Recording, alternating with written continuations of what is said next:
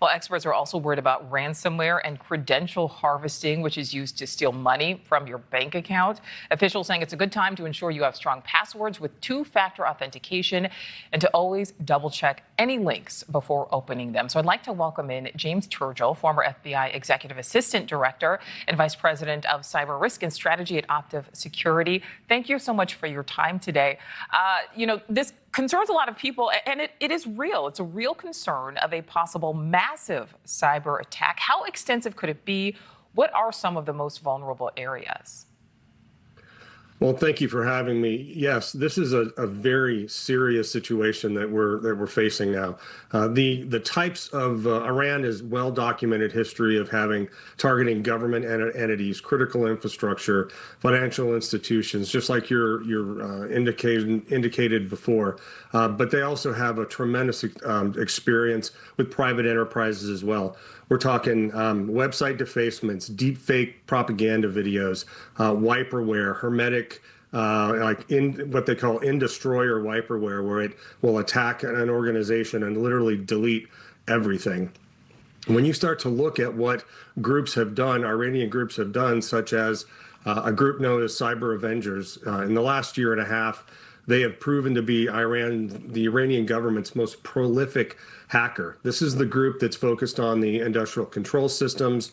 You referenced a water treatment plant. Well, in 2023, this group actually carried out 9 different water treatment and water facility attacks in 9 different states, from Texas to West Virginia, Georgia, Indiana, Ohio. It's a pretty prolific group. Yeah, so really, when you think about water systems, that's pretty terrifying. We have seen plenty of attacks in the past. You laid out some of them right there. Which ones really stand out to you the most?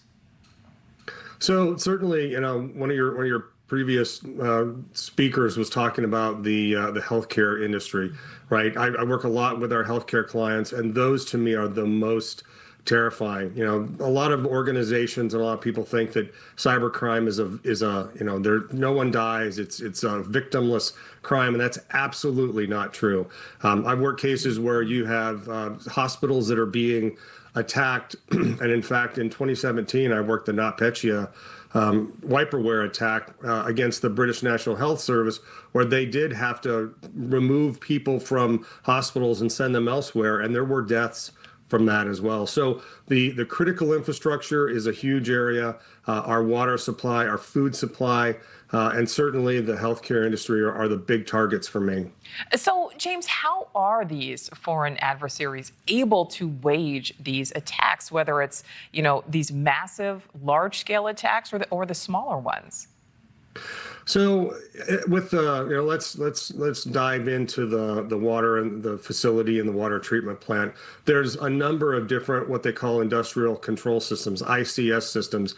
These are the ones that are actually run the plants. And so, in the example I gave you from 2023, you had an Israeli firm called Unitronics that actually produced a number of these ICS controllers and systems, and they had what we call a 0-day vulnerability in it, where the threat actors were able to understand what that vulnerability was and go into a backdoor and attack it.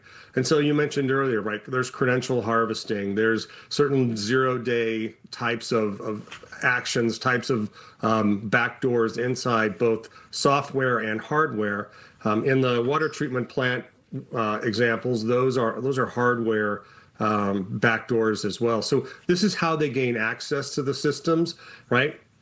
And then they'll lie there kind of in wait, understanding what the network looks like, moving laterally across it, exfiltrating tons of data before they actually either launch their wiperware or a ransomware attack, or sometimes both. Yeah, and that's really scary to think that they could already have infiltrated a system and just be waiting and watching. What do people need to be watching out for, James? So, this is one of those things where vigilance, cyber vigilance, both at home and at work is critical, right? So you need to understand, what are those things that you can do to keep yourself safe. It is critical that you you change your passwords, every 6 months. You use multi-factor authentication. And you need to understand what your normal from an organizational or a business standpoint. You need to know what normal looks like on your networks and on your systems. If you don't know what normal looks like, you're never going to understand when there's a spike in activity or there's an exfiltration of a ton of data. You also need to think about what are those vulnerabilities, conduct assessments of your internal ecosystems, right? And make certain that you put especially now, right? This is a heightened threat from Iran.